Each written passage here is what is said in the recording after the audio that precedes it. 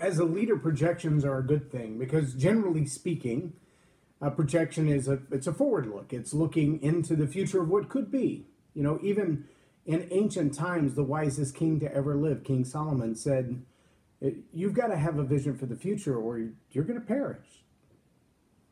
Now, a lot of people take that particular quote of his way out of context. They don't have any idea what it means. If you did, probably scare the bejeebers out of you.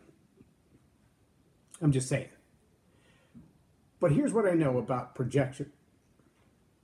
In a psychological, and this is just psychobabble for me because I'm not a psychologist or a neuropsychologist and I don't play one on TV. But I have studied enough about the human mind and human behavior to know that projection isn't just what comes out, the image being cast out of a device onto the wall for the world to see, which magnifies everything that you see. It's not just a forward look, a futuristic idea. While futuristic is in my top 5, and I do tend to think forward about what's coming next as much as where I am today. That while projection can be used in both of those ways, and even in more New Age philosophies in the form of astral projection, what I want to talk about in the way of projection today is a psychological impact that causes people to see in others what's true of themselves. Now, it does happen in leadership. And if you use that technique properly, it looks like, well, John Maxwell says it this way: see everyone as a 10.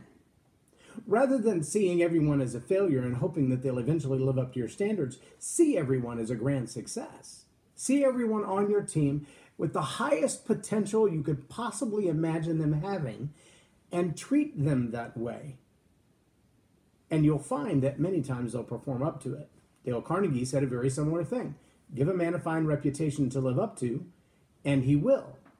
In that way, projection becomes a tool of neurolinguistic programming. What you're doing is instructing someone, informing them on a subconscious level of how they should behave. There's a phrase that's becoming more and more common in everyday circles. I've heard it in leadership circles for the last probably 5 or 6 years, and that is, you've got to train others how you want to be treated. There's a lot of truth in that. If you allow others to step on you, to squash you, to crush your dreams, to lie to you, to manipulate you, then that's the person you will become, because they'll be projecting their garbage on you, and you will be living with it as if it's the norm, which means you will not only tolerate it from that individual, but you'll become so accustomed to it, you almost expect it from everyone else.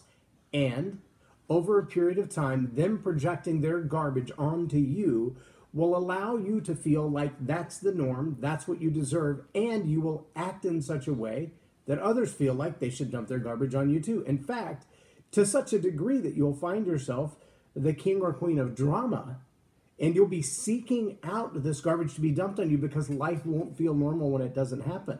In fact, after a period of time of just absorbing everyone else's drama and everyone else's garbage, you'll reach a point where you will feel like anyone who treats you kindly must be manipulative and up to something. Now think about it for a moment if you've ever experienced that kind of relationship, and you may have been on either side of it. Maybe it was someone you deeply cared about that everyone around them treated them like a doormat. Everyone around them treated them horribly. Everyone around them victimized them, called them names. And as much as you want to help them and make life better for them and beat up the bully, so to speak, for them, it's because of their attitude, because of their personality styles, because of their interactions with others, that people see them and treat them the way they tend to want to be treated, because it's become the norm. Now, in marriage, projection tends to take on a role of saying, well, it can't be my fault, it must be your fault.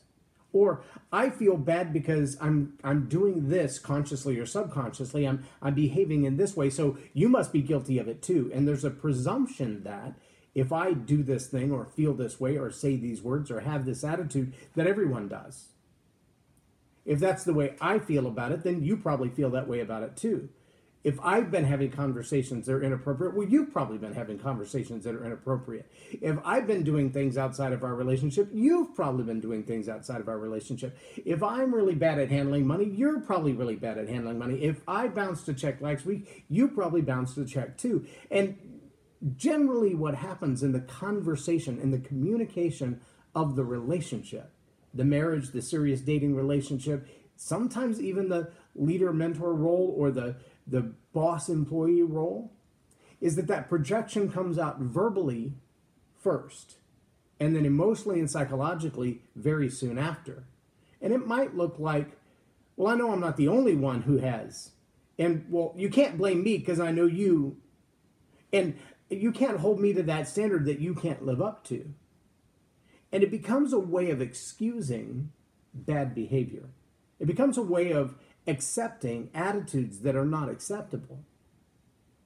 By sharing the blame and distributing fault, we minimize our own, right? Projection in a relationship like that can be a very dangerous thing for the relationship, because if one person doesn't have the character, doesn't have the fortitude, if you will, to stand up for what's right in their relationship, to do the hard thing, to make the tough choices, to act with integrity, then their overflow of liberty, their freedom, will extend beyond the means of the relationship, beyond the boundaries of the relationship, and they will very quickly find themselves taking advantage of the relationship and the other person in it. And then guess what? Here we are with this garbage dump. In one of John Maxwell's books, and I believe it is How to Win with People, he talks about a story about a young lady that had worked for him at one point, and there just kept being problems around her. And she was in executive reception, and people would come by, and everybody that had a problem, it would somehow become her problem. And they just couldn't figure out why it was. And as he watched over a period of time, he realized that basically people, whether it was job tasks that hadn't been completed, or relationships in the company that had gone sour, or relationships with clients that had gone sour, people would just back up to her desk like a dump truck and just unload all the garbage of the day on her. Emotionally, she was spent. Relationally, she was wiped out. She didn't have the energy or the drive to do even a portion of her own job at maximum productivity, because she was just beaten down by everyone else's drama. It became so bad at one point, people were dumping on her desk, dumping figuratively, dumping on her desk all of the drama from their home life. And so she just became pretty close to a nervous breakdown, and she said, I don't know how to fix this. He said, you need to put up a no dumping sign. You need to let people know whatever your problem is. If it's not my problem, don't make it my problem. If this is a joint problem, something that we together need to solve, then you do your share of it and I'll do my share of it. If it is my problem, I'm glad to handle it. But I'm not here for you to unload all of your problems on. You can keep those for yourself. That's a pretty big deal. But how many times have you seen relationships that just get destroyed by the reality that we don't have a no dumping sign? And people project their garbage onto one another.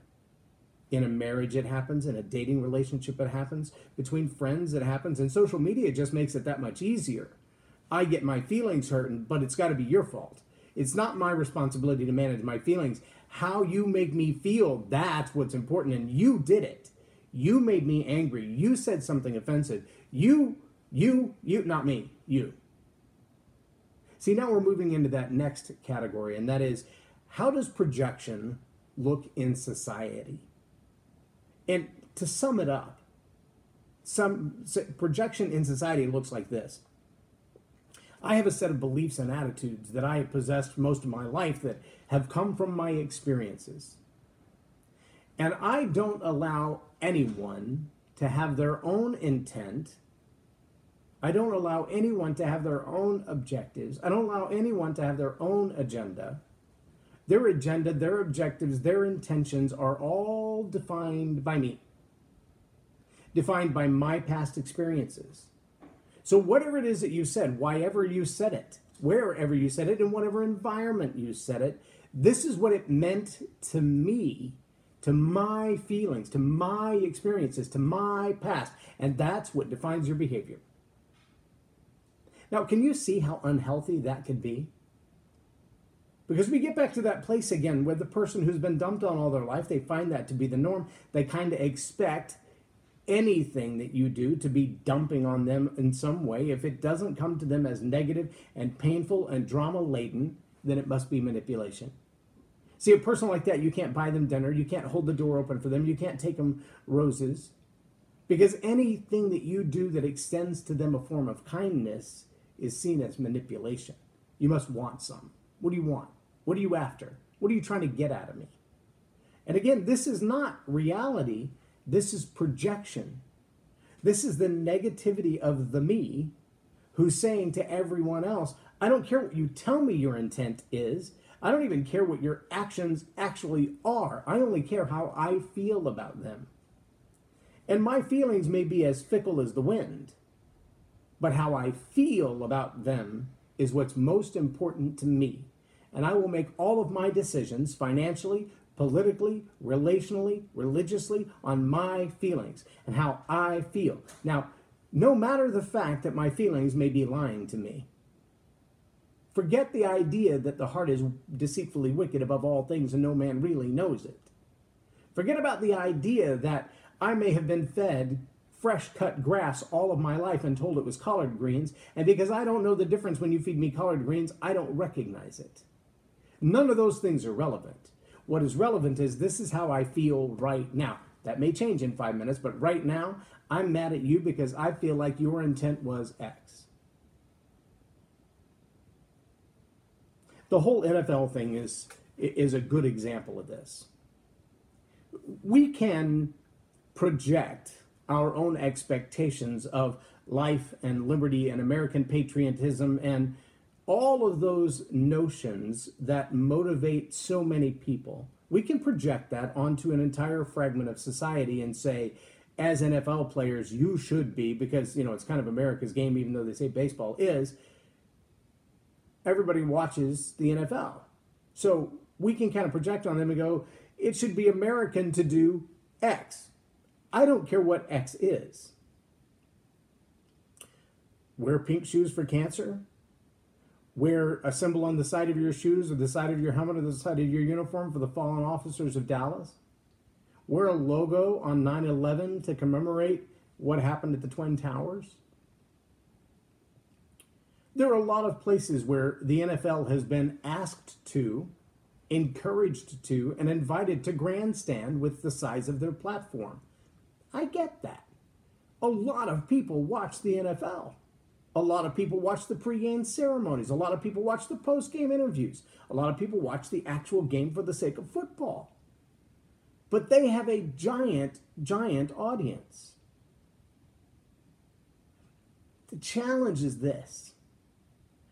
There's a projection of American society which is as vast and different as any place you can possibly imagine. People of all walks of life, all levels of education, all kinds of life experiences, who see those 50 men on one team or another kneel down or stand up or hide in the locker room or come out of the locker room or whatever it is that they choose to do. And here's what doesn't happen. What doesn't happen is the individual heart, the individual intent of any one player cannot be fully known except by God. It's God that judges the thoughts and the attitudes in the heart of a man. Every other human being witnessing that behavior may hear them say one thing, see them do a second thing, and believe it to mean a third thing. And you know that's true. You know that's true because there were some who walked out and knelt down on the field, locked arm in arm. There were some who walked out on the field and held their fists in the air during the national anthem. There were some who didn't even come out of the locker room during the national anthem. And somehow, all of them were wrong. Go figure. There's no consensual agreement among adults of what the right behavior was or is. I understand that the national anthem, what we call the national anthem, what most of us grew up recognizing as the national anthem, wasn't created until almost 100 years after our country was discovered. It wasn't accepted as our national anthem until just a couple of hundred years ago. It's not nearly as old as our country. I also understand that there are stanzas in the extended version, the original written version of the national anthem, that don't speak kindly of other races. I get that. But it's the only national anthem we have. I understand that some may be offended by it. I understand that immigrants from another country may be offended by it. I understand that those who were on this land first may be offended by it. I get that.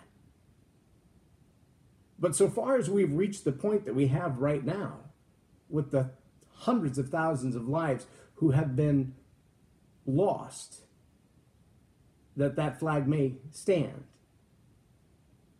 I'm of the personal opinion it's the best one we got, and we should support it. It's my own opinion. Project on me whatever you want to. I stand on my faith. I will always kneel before the cross, and so long as I'm capable, I will stand before the flag. I'm not projecting anything on you. I don't expect you to behave the way I behave. I don't expect you to think the way I think. You haven't had the experiences that I've had.